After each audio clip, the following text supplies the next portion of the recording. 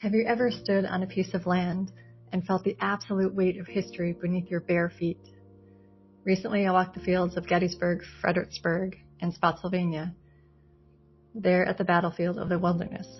Like anyone who visits these places, I stood in awe of the sheer history, the staggering courage, the unfathomable grief, and the monumental sacrifices that took place on these exact grounds. I care very deeply about the earth like you do. I saw something else, though. I saw a miracle of preservation. Millions of people over the last century and a half united their voices to say this land is sacred. It must be protected. We've made mistakes in the past, but we can make different choices now. It was the battle of the wilderness that saddened my heart and changed the way I looked at our future. In May of 1864, the Union and Confederate armies clashed there. The fighting was a brutal, terrifying stalemate for one primary reason. The vegetation was so thick, so dense, and so wild that soldiers literally couldn't see the enemy right in front of them. The forest itself dictated the battle. I walked those exact same woods and witnessed the devastating contrast of today. That dense, impenetrable thicket, it's gone. The canopy has thinned out. The undergrowth is sparse. The wildlife that should be thriving in it is quiet, few and far between.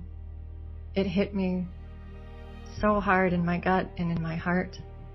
The wilderness is losing its wild. I know you love this planet as I do, and it's so easy to visit these places and feel the wave of eco-grief. Eco-grief is real. It's easy to feel overwhelmed, frustrated, and paralyzed by how much we've lost. But standing in the wilderness, I realized something 160 years ago. People fought a war here for the future of a nation. Today, a new battle is raging on that exact same soil. It's not a war against each other. It's a collective fight to preserve what remains and regenerate what has been degraded for the greater good of the entire earth. Those battlefields were saved because regular citizens demanded it. We don't have to sit in our own frustrations. We can transform that grief into grounded leadership.